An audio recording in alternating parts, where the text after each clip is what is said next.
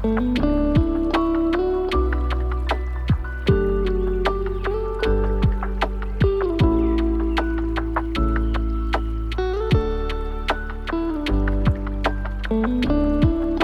there, welcome to the Soil and Roots podcast, journeying together into deep discipleship. I'm Brian Fisher. This is episode 132, and it's a special bonus episode here as we wrap up season 6, and I'm pleased to be joined by my two favorite men in the world, my two sons, Caleb and Zach. We're going to do a special show today talking about spiritual formation, the journey of becoming like Jesus across two different generations. I realize I look like I'm 25, but I'm not.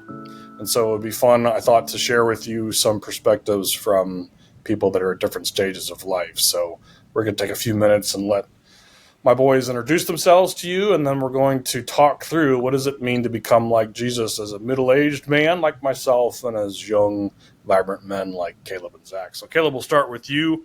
Why don't you just share a little bit about yourself, how old you are, where you live, what sort of work you do, what sort of church involvement you have, and we'll go from there. My name is Caleb. I am 25. I'm about to be 26. I live here at home with 3 other guys, one including my brother. My current work status is I work in a warehouse. I do a lot of shipping for a security company. It's a home security company. And then also with my dad, we also run a small business, which we do online retail and wholesaling and stuff like that for diecast cars.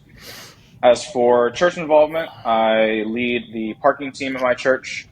I also lead a small group of young men that are here. They come here every Monday, and we just open our hearts to each other, and that's what we do on Mondays. And then I join the young adults group on Thursdays. Hey, you're pretty busy. You got a lot going on. I realized that today. Yep. Full-time job, small business, bunch of church stuff. Yep. Very full life. Awesome. Zach, how about you? I'm 22 years old. I play worship music for the Portrait Church, same church Caleb goes to. I play electric guitar, which I've been playing for about 3 or some years.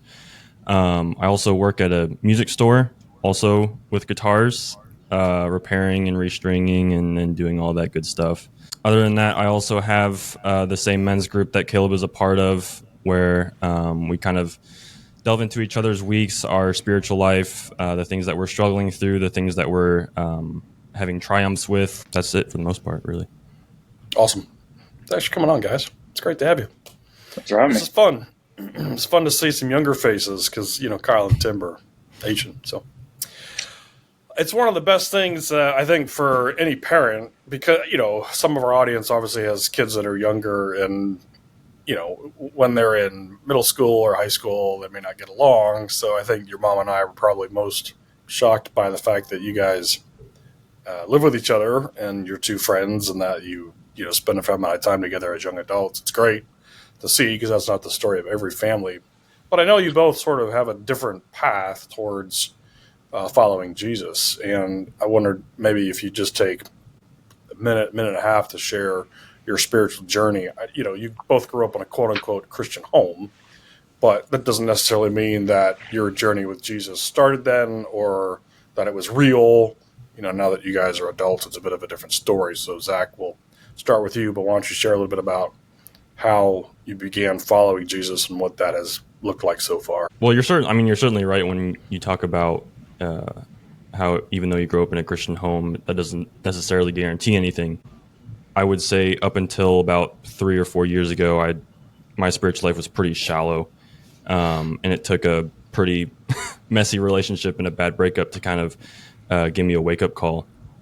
And it was at that point where I kind of realized nothing is necessarily getting deeper in any sort of way, if that makes sense. And everything I was doing on my own and without any asking for guidance, any going to God about pretty much anything. It was those certain events kind of what with quitting college and that breakup and everything that kind of kicked me in the butt and said, hey, you need to do some soul searching, some real like spiritual deep diving. And since then it's been a really valuable journey for me.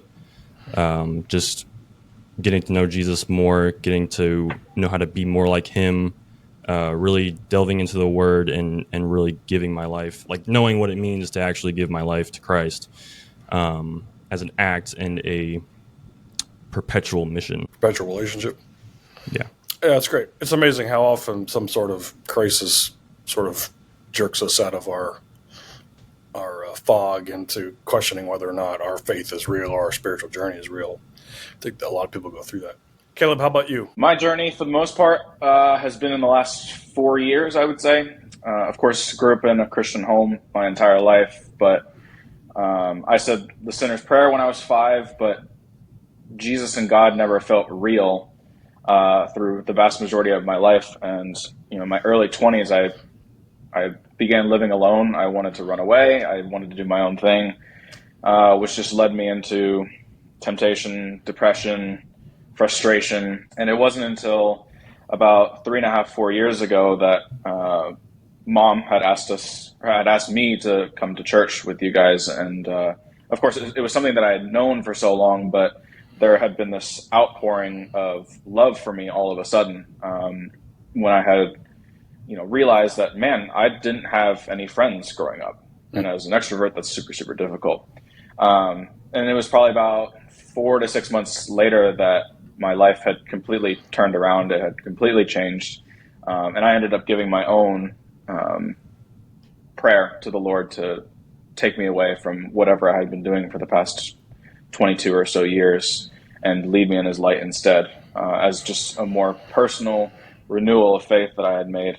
And ever since then, I mean, it's been, honestly, my life has been chaos, but it's been fun chaos. It's so amazing to see how God has transformed me, how he's changed me. And even, this is probably at the point of life that I'm at right now, just with everything that has happened in the past month, this is probably the strongest I've ever been in my entire life when it comes to my walk with the Lord. I've just been so confident, had so much fun, feel so joyful to be called his son. It's really been a special time for me that I look forward to each and every day, waking up and opening up the word and knowing that God loves me, God likes me, and he wants me to be involved with his plan. That's tremendous. I think someday you guys will be parents, and when you have children and you grow up in a Christian home, obviously your primary prayer is that your children would love Jesus and enjoy eternal life, not only in this life but in the next life. And yet both of you have sort of similar trajectories, which is we did the devotions and church and vacation Bible school, and your mom and I attempted to model Jesus as best as we can as weak human beings at the home.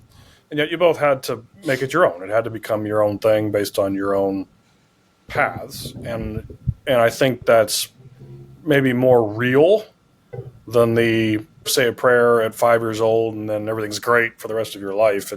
I think life is a little bit messier than that. And I guess I'm just curious, now that you both have been walking with Jesus intimately for the last 3 or 4 years. You guys know a lot of the Bible and you're in church, and so you've gone through the instructional part of and you're continuing to go through the instructional aspects of Christianity. But is there something about Jesus that has struck you as eye-opening or surprising, different than the way that you viewed him or knew him when you were younger? Something in the last 3 or 4 years that's been like, whoa, I didn't really catch that about him. Zach, is there something that stands out in your mind? Well, I certainly found out how indirect he was. Indirect. Yeah, and still is. Things like he tends to package things a lot of times in, I wouldn't say riddles, but in things that take work to understand, things that take discipline and time and dedication to fully grasp the intention behind God's will. And I think Jesus really reflected that with his time here on earth, where even his disciples pretty often just didn't get it. And I relate to that super heavily, because a lot of times, especially in hindsight, it's like, oh, that's what you were after. But it's like, man, I wish I'd really gotten it during the actual time when you were trying to show me something. So And to your point with growing up in the church and doing all the devotionals and the Sunday school and everything, it's not like that didn't provide a foundation. But I think, like, as both, it's funny that Caleb said it was like 4 years ago that he really started feeling like he was becoming a disciple, because that's kind of the time frame that I started as well. I think when you become young adults, you kind of just start thinking about the world differently and yourself differently, especially because life gets pretty real as you hit that age. That kind of stuff that you kind of grow up on, it still has an impact. And I think it really affects your understanding of who Jesus is now, even if you weren't truly compartmentalizing all that information and the things that you were going through and experiencing while you were younger, just at your, traditional church camp or Sunday service or whatever. Yeah, so I'm not sure we always grasp the nuance of Jesus and how God does, in fact, not necessarily deal with us in a straightforward manner. I think sometimes he does, but other times he does want us to wrestle with different things. My opinion is that we sometimes lose sight of that because we're so used to being, quite frankly, spoon-fed as much Christian information as we want to consume, right? I mean, we can, with pastors and sermons, and we have reels and books and things that are designed to speak in a very intellectual Western style of education, and it seems like God is a lot bigger than that, so I resonate with that. Caleb, what about you? Is there something that you've learned about Jesus that has been surprising, or a characteristic of his that you want to emulate but seems kind of, abnormal, or something that isn't normally talked about? I don't know if it's particularly abnormal. I find Jesus to be my comforter many times, especially in my past. There's been some events that have happened in my past where I've just been at super, super low points.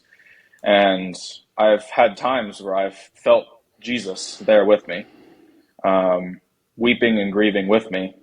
And those are just really the times that I've probably felt Jesus the most. I do kind of wish that he would be there in, and maybe it's just particularly me, but I wish that he would be there in other places besides my grieving and weeping. However, I do find it that he is many times my comforter, that he's there in places when I really, really need him and I can feel him there. Even this morning, I had one of those times where I had done something that God had wanted me to do. And the feeling afterwards was a sense of pride that my son is growing and changing because I've asked him to take more opportunities and he's choosing to do so. And I could just feel the pride from the Trinity, which is an amazing feeling of, one, I'm now being told that I'm going in the correct direction, or that I'm doing the right thing, or that I'm doing what God has asked me to. And it's such a nice. It's a nice feeling that I can have all three of them backing me at all points in my life. There's this verse in Zephaniah 3:17 that I've been meditating on for several months. The Lord your God is with you, a victorious warrior. He takes great delight in you. He quiets you with his love. He will rejoice over you with shouts of joy. And so when you use the idea that God can be proud of us, or is pleased with us, or delights in us, these are not necessarily terms that we're used to hearing, right? Because we've grown up I think all of us have grown up in a Christian culture that appropriately emphasizes sin and the need for holiness, and at the same time that when that's the only message, or when that's the predominant message, we can develop the idea, right? Soul and Roots, we talk about ideas all the time, the underlying assumption, the unconscious assumption that God is, for the most part, displeased with us and sort of grudgingly accepts us into his family because of Jesus, versus the idea that God is madly in love with us and is going to extraordinary lengths to dwell with us because of his passionate love for us. And when we do engage in some sort of harmful behavior, it grieves him. And, to some extent, it certainly has angered him as well. But that anger and the love somehow coexist. I don't understand how all that works, because that's not certainly the way that my heart works. So you're both reflecting some ideas about God that might be foreign in some ways in Western Christianity. Have you found your church experience? I should clarify for our audience. So obviously, when Caleb and Zach were growing up, we all went to the same church, and then in 2020, frankly, our lives all blew up in different directions for a variety of reasons, and so Caleb and Zach go to a startup church together and have been in that for 2 years, year and Just a a half, year. 2 years. So we're in different church experiences. So in your church experience, either at the church we all went to together or your church plant, do you see these ideas of God manifested there? That God is passionate about us, that He delights in us, that He longs to be with us, that He desires us, that the point isn't just to die and go to heaven. Rather, the point is God coming to us and bringing His kingdom here. These are all things that we've explored at Soil and Roots, but has that been your experience, or are you picking up those ideas from other sources? Zach, what do you think about that? That's a tough one because there's so much. There's kind of some nuance there depending on what week you're there and whatever message is being delivered on that particular week. But I would say for the most part, it's been really good as far as that criteria goes. Like there's been some some serious emphasis on true discipleship and what it means not to just create converts, but disciples and people that do life together with Christ as the center, as the figurehead, so to speak. So I really think it's important to the church that we go to. I really think that they have a good head on their shoulders as far as what the kingdom means and what it means to have a true relationship with Jesus, so that we're not just sitting here going, well, I'm saved and I'm going to heaven and that's it. Like, that's all I got to do. You can feel it there. There is a constant desire to serve, not just others, but for the glory of the kingdom. Yeah, your church does some interesting things, right? Like once a month, Caleb, or once every 2 months, you guys actually don't have a traditional service. You go and provide some sort of service to other people in the community, right? Whether church members or just folks that are in need. You want to talk about that for a minute? Yeah. So our church does something we call Beyond the Walls. It's part of our kind of mission as a church is to go beyond the walls of the church, even though we're in an elementary school, and to go serve the people around. So we've done things from picking up trash on a highway to completely redoing someone's lawn, to redecorating the school or helping families or children get ready for school.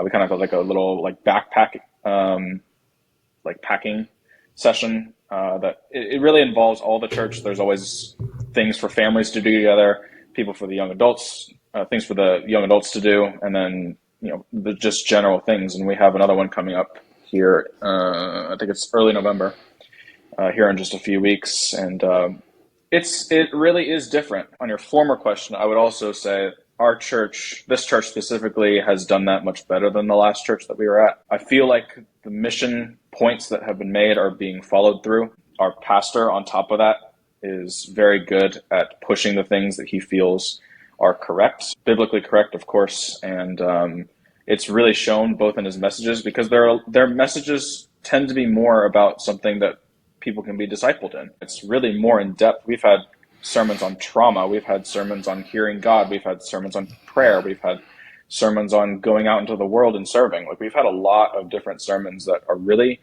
would probably more resonate with people who are looking to be discipled. And it really has helped change the landscape of the church, because the people that go out end up being better at those things. And it creates a much, much better environment, something more friendly, something more welcoming. And I think it's also something for people that show up to the church and go, these people are a little bit different. And I think it's truly awesome to be a part of that.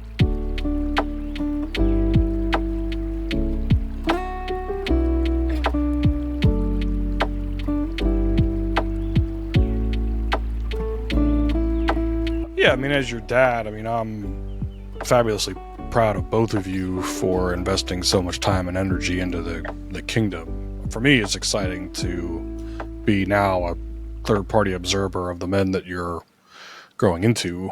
It's every father's desires that their sons would be better men than the Father. And I think in our case, that's true. Obviously, having been around for your entire lives, you're very unique and different in some pretty exciting ways. And I think when we talk about spiritual formation, which in essence is becoming who Jesus created us to be, right?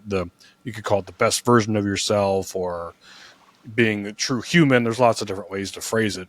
I think of you, Caleb, extroverted, super friendly, passionate, wear your emotions on your sleeve. We always know where you're coming from, verbally expressive, good command of the language. You're sensitive, you're attuned to people around you. Zach, you're quieter, more contemplative, a lot going on in your head that doesn't necessarily come out.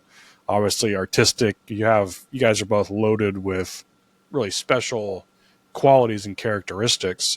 And so when you think about the idea of becoming more like Jesus, we're not talking about becoming robots. We're not clones of Jesus.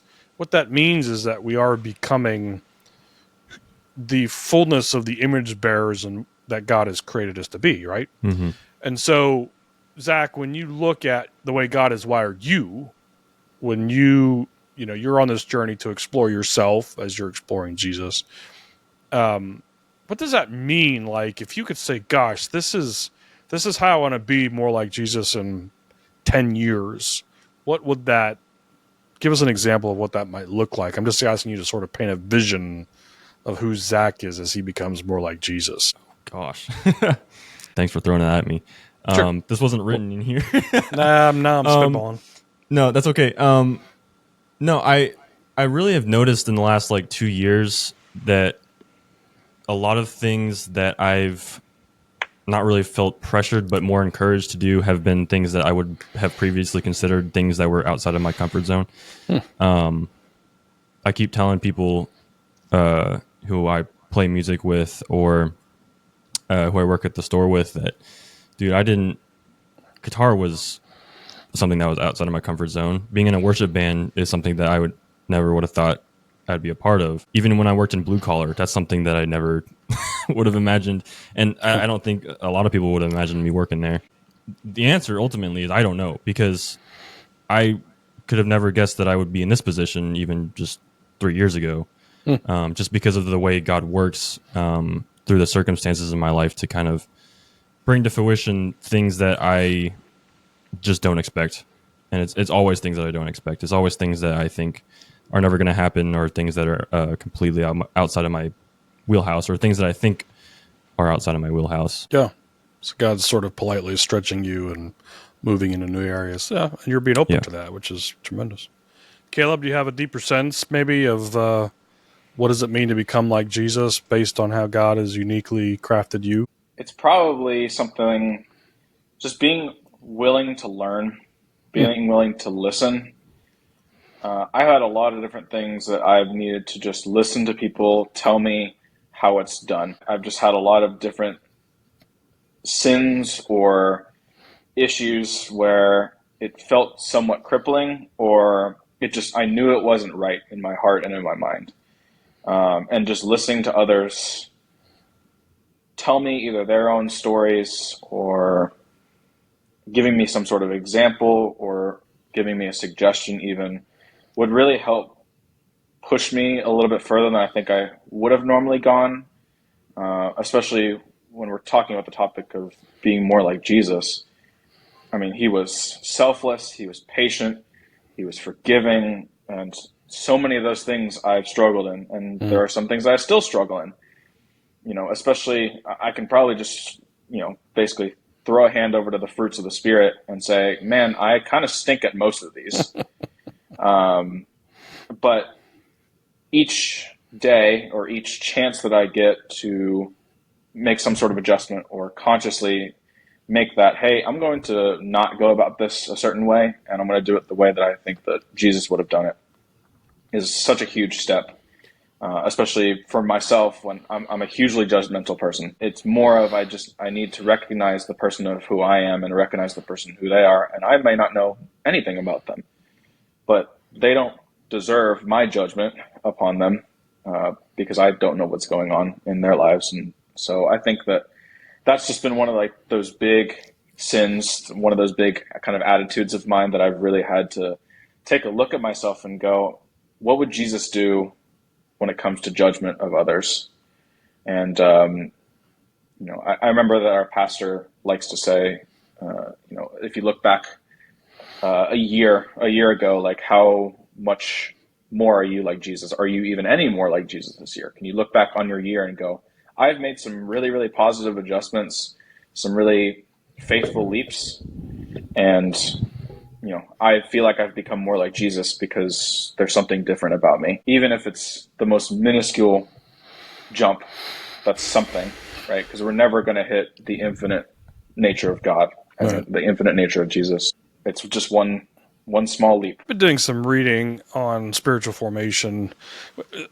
So you guys know that the purpose of Soil and Roots is to help resolve what Dallas Willard called the Great Omission. The Great Omission is the fact that we talk about making disciples, but the church struggles to do it. And there's lots of reasons why the Great Omission exists, which we've explored on and off throughout the last 6 seasons. Institutionalism is one of those reasons, kind of an obsession with conversion and going to heaven one day versus character formation. And Willard's primary concern was that modern Christianity did not cast a vision or provide much help and guidance in that process of having our character formed.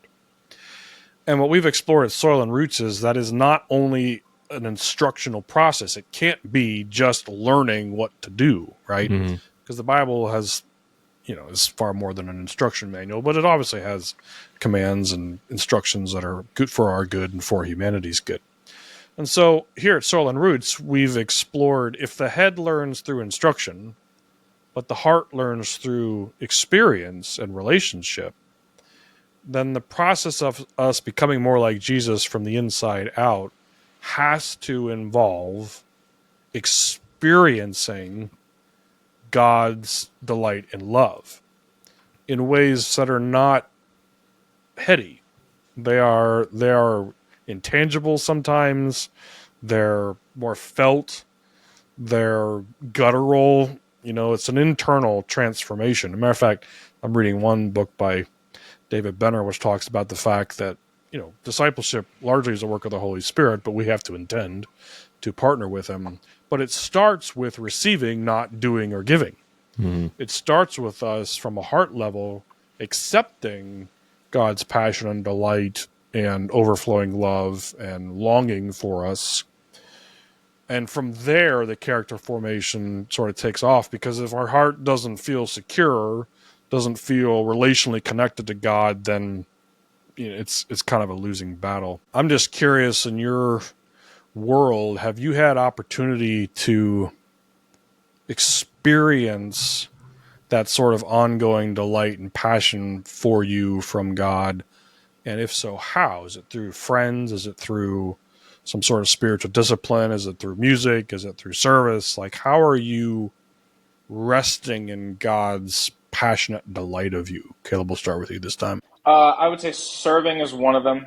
Obviously, being in the parking lot, I see everyone. I would say that that's just a great area for me to just interact with as many people as I possibly can. I would say probably the better one for me, though, is our small group. That's really the time where I get to expand myself a bit, allow myself to be filled up, but also to fill others up. Is such it's such a joy to be able to do, because we have guys from all walks of life, and they really bring a lot of different scenarios to the table. I've learned so much about people in the past 3 years. You're making a good point that we've stressed here, which is spiritual formation. We are designed to be spiritually formed in community. This is not a individual sport. The Christian faith is a team sport. And one of the things that we pointed out is that in modern society, at least in modern America, we really aren't particularly good at forming and keeping communities. Life has become so individual, that's sort of based into the American ethos. Plus, you have, the horde of distractions that exist. Well, we had distractions when I was a kid. They've multiplied by about 100 for you guys, that we could spend easily all day by ourselves and not interact with anybody face to face, and in many cases be perfectly happy with that. So what fascinates me about your journeys is that you have really, without thinking intentionally about it, in terms of spiritual formation, you got together this group of guys outside of the normal church institution. And it's not really a small group because it doesn't have that feel. You are intentionally gathering to work through life together and do life together in ways that are not all that common anymore. Now, granted, you guys are single, you have bandwidth, you don't have the wife and kids yet, which can make that difficult because your family ends up being your primary formative unit. But I'd love to hear a little bit more, Zach, about what happens at your men's group that helps you become more like Jesus. What rhythms are you practicing? What conversations are you having that you guys are walking away a year or two down the road saying, you know what, my character is being formed because of this group. So give me an example of what's going on there. Well, the main layout normally of our group during the semester is we're a portrait house, which basically means that we're branched off from the main church, and what that entails is that they actually do give us a discussion guide weekly to kind of discuss and go through just based off of David's sermon the night before. We do it on Mondays. We'll go through that for like an hour or so, just discuss the message, how it affected us, how it applies to us personally, some general application type things. But then after that, which is what I really consider to be the actual meat and potatoes of it all, is that we kind of get into talking about our experiences through the week, the things that have transpired, our circumstances, things about our family, our spiritual life, things just personally, whatever it is, even things about the future, what we're hoping for, what we're anxious about. And I think it allows us a really good outlet to just be as transparent as possible because we all trust each other. We're all friends outside of this group. We all try to hang out. I think we'd like to hang out much more than we do, at least during this season. And I think that is what really sells the whole thing and drives the whole thing, is that we're not scared or anxious to be as transparent and as vulnerable as possible, and that allows us to connect on a really subsurface level. Dallas Willard said that genuine discipleship looks a whole lot like AA compared to sort of the traditional church service. Not that there's anything wrong with the traditional church service, but at Soil and Roots we talk about the 5 elements of formation, that in order to become like someone else, 5 things should be in play: time, habit, community, intimacy, and instruction. And obviously, if we just go to church or just do an individual Bible study, most of those things aren't in place. And what's fascinating to me is that, Caleb, through your responding to the Spirit's call, and Zach and you and your buddies longing and desiring to become more like Jesus, you're basically manifesting, that's the right word, those 5 things somewhat organically. And, I knew you guys started the group outside of the church and then wrapped up under the church, which is great. But you're still doing some things that, I'm not sure if it's we get older, we get married, and you just don't have time, or, this whole concept of the false self, right? The parts of us we don't want to talk about or don't want to explore.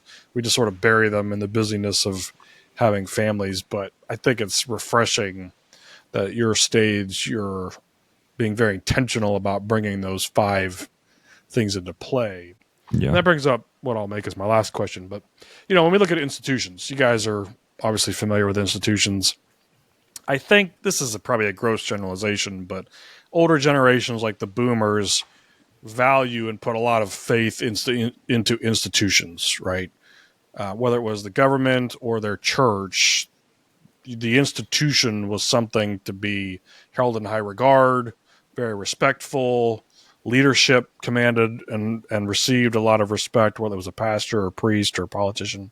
My generation, and I'm a Gen Xer, comes along and is like, no thanks, right? There's a lot of institutional skepticism in my generation, and I have inherited that in spades. You guys know this. I am vocally skeptical about many, if not most, institutions.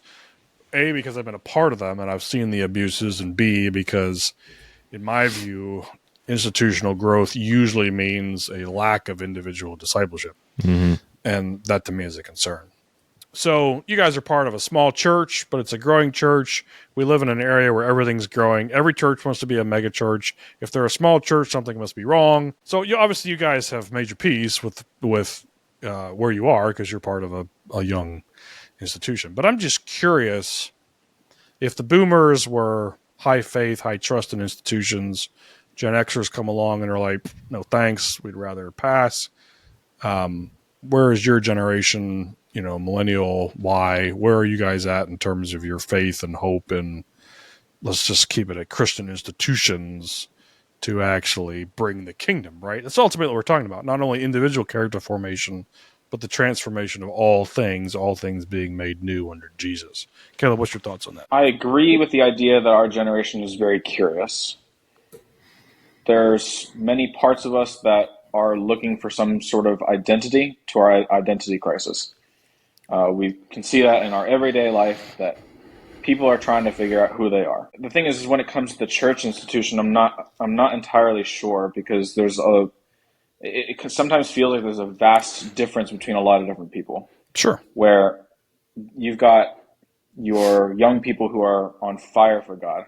But then there's the other side. And I've seen a lot of this where even at our age, they're still coming to church for the same reason that they came when their parents dragged them to church. They feel forced to come to church. And so what they end up doing is they might end up going to college or just working full-time and working on Sundays, just so they don't have to do what their parents have told them to. That's a lot of what I've seen. I guess going back to the identity crisis thing, obviously everyone's trying to find their identity in something. Does the institution provide that? I mean, are you finding that the brand of church that you're involved with or that your friends are involved with, does that identity lead them to a more secure attachment to Jesus? I would say, generally speaking, no. I think that a lot of churches will preach what they believe is the gospel, but I think that a lot of them see church as maybe a chore. Yeah. We've talked a lot over the past years, just in our young adult group, about that church tends to be a checklist for people, that they kind of can knock something off their list that they don't have to do until the next Sunday. So their identity then ends up being in something else. Mm-hmm. And I mean, social media has plagued our generation with this, which is your identity is going to be in whatever this person says, right? Worldviews are completely skewed now because they'd much, much rather listen to the person that considers themselves an influencer on TikTok or Instagram, and go with whatever they say, over maybe what is right or what their parents are telling them or what the church has told them. And so, of course, they're going to fade away and their identity is going to be in something else. I mean, social media has entirely crushed our generation. However, that doesn't mean that our generation can begin changing from that. And I think it's very possible. It's not that hard to delete an app off your phone. So, this is where the old pick up a book or start going to coffee with people, and you'll really learn how the world works at that point. Touch grass, as they say. Yeah, touch grass. Somebody once told me that we are most known or most formed by the books we read and the people we beat. I think it's pretty accurate. Zach, What about you? I think we're pretty split on it, if I'm being completely honest. I think there are a lot of people in my generation who love how the institution operates and thinks there's virtually nothing wrong with it. I mean, if we're talking about social media too, like social media, oftentimes, unfortunately, that is the thing that teaches us what we want. And so I think it's super misguided and is very unhealthy, and it can get really sketchy really fast. So you have, all this short form content or whatever that tells you a Bible verse and then a breakdown about, whatever it is. And I have no reason to believe that's any sort of form of real discipleship. I have no idea if it's actually any sort of value. First of all, you're not in person with this person who created this content. Second of all, it's a minute-long video where discipleship ideally is a perpetual relationship. Mm-hmm. It's throughout your whole life. It takes time. It's not an overnight thing. It's not even a day thing or a week thing. It is forever and all the time. But part of the problem, I think, that's even more unhealthy is that whoever is creating the content or whatever video you're watching, some of these people unfortunately have agendas, because a lot of the church has become a company or a business rather than forming disciples. I can't name or remember a single piece of content that I've seen on social media. I mean, I'm off it now completely, but when I can't remember a certain video or even caption that kind of drew me in or struck me as, wow, this is going to form me, this is going to change me or transform me into a deep disciple and carry me through the rest of my days type thing. That's never happened, and it never will happen, because that's not what God intended. We need real relationship, and unfortunately, because parasocial relationships are becoming more and more common through social media, I think people in my generation and unfortunately the generations that will come after us, I don't think they will understand real connection as much as the generations before us. But even don't you think it's up to your generation, though, don't you think, to kind of try to recapture true relationships and community? For sure. Well, I mean, and it starts with the realization of this isn't going to help me. Yeah.